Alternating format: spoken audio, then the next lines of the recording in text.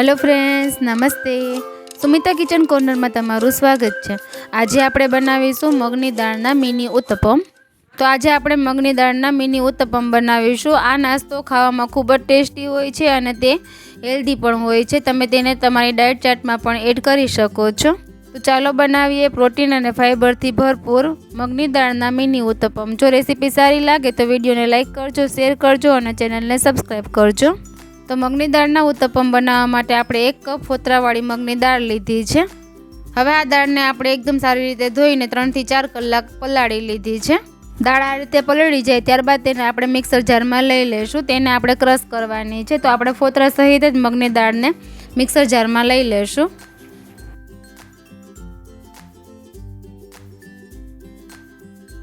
હવે આ ઉત્તપમને વધારે ટેસ્ટી બનાવવા માટે આપણે તેમાં 2 થી 3 લીલા મરચાં એડ કરશું। 7 થી 8 લસણની કળી એડ કરશું। 1 ઇંચ આદુનો ટુકડો એડ કરશું।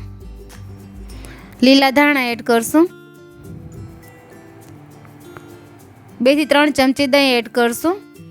હવે આ બધી સામગ્રીમાં અડધો કપ પાણી એડ કરીને એકદમ સ્મૂથ પેસ્ટ તૈયાર કરી લેશું। તો આપણે આ રીતે એકદમ સ્મૂથ ઉત્તપમ માટેનું બેટર તૈયાર છે। તેને આપણે બાઉલમાં કાઢી લેશું।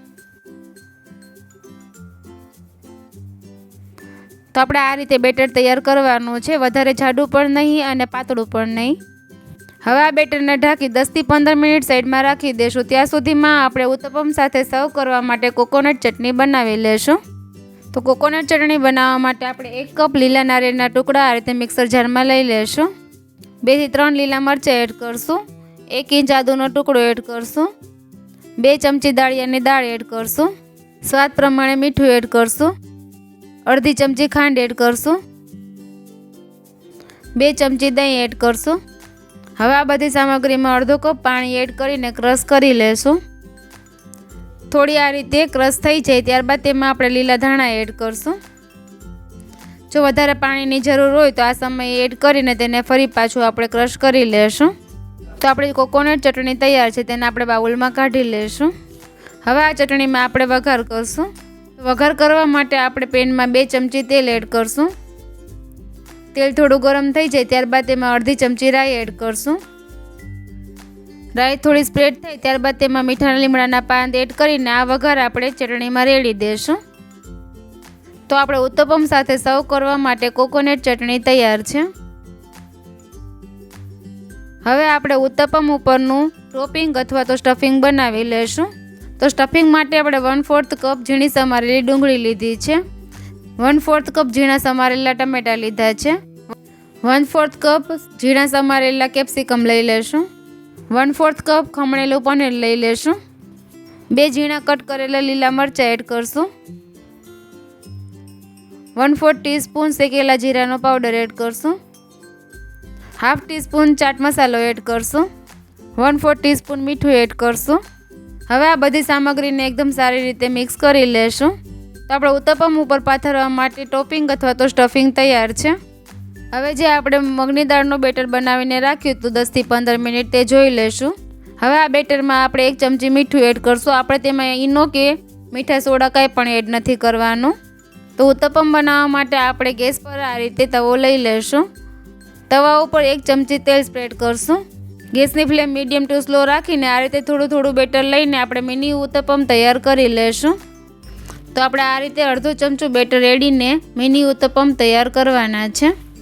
હવે આ ઉત્તપમ ઉપરથી થોડા લીલા હોય ત્યારે તેમાં આપણે જે સ્ટફિંગ બનાવીને રાખ્યું હતું તે પાથરી દેશું। તો આપણે 1-1 ચમચી સ્ટફિંગ આ રીતે ઉત્તપમ ઉપર પાથરી દેશું। હવે આપણે આ સ્ટફિંગને સ્પેચ્યુલાની મદદથી થોડું પ્રેસ કરી દેશું। આ રીતે કરવાથી તે એકદમ સરસ ઉત્તપમમાં સેટ થઈ જશે।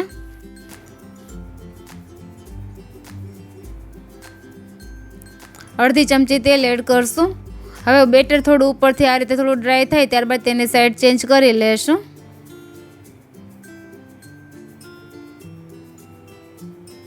તો આપણે બધા ઉત્તપમને સાઈડ ચેન્જ કરી લેશું।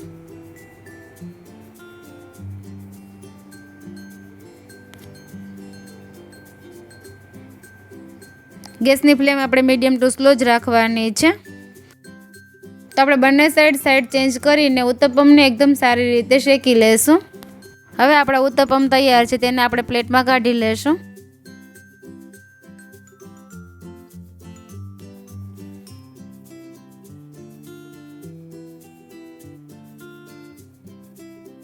તો આપણે ખૂબ જ હેલ્ધી અને ટેસ્ટી મગની દાળના મિની ઉત્તપમ તૈયાર છે.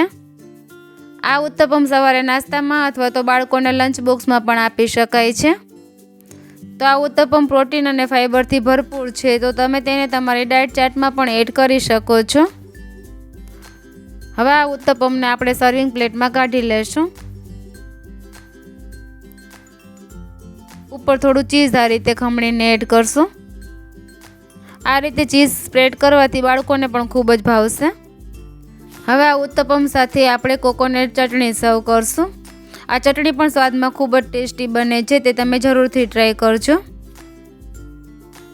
તો નાના બાળકોથી લઈને મોટા બધાને ભાવે તેવા એકદમ પોચા અને પ્રોટીન અને ફાઇબરથી ભરપૂર એવા મગની દાળના મિની ઉત્તપમ તૈયાર છે. તો ફ્રેન્ડ્સ, તમને આ ઉત્તપમની રેસીપી પસંદ આવી હોય તો તમે પણ જરૂરથી ટ્રાય કરજો અને તમારા અનુભવ મને કોમેન્ટ બોક્સમાં જરૂરથી શેર કરજો. અને આવી જ નવી રેસીપી માટે મારી ચેનલને લાઇક, શેર અને સબસ્ક્રાઈબ જરૂરથી કરી દેજો અને બાજુમાં બેલ આઇકનને પ્રેસ કરજો, જેથી મારા આવતા વિડીયોની નોટિફિકેશન તમને સૌથી પહેલાં મળે.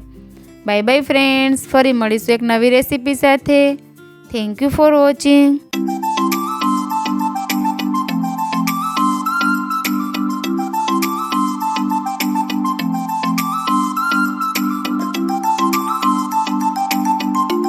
તો ફ્રેન્ડ્સ, તમને મારી રેસીપીઓ પસંદ આવતી હોય તો મારી ચેનલને લાઇક, શેર અને સબસ્ક્રાઈબ જરૂરથી કરી દેજો અને બાજુમાં બેલ આઇકનને પ્રેસ કરજો, જેથી મારા આવતા વિડીયોની નોટિફિકેશન તમને મળતી રહે. Bye bye friends.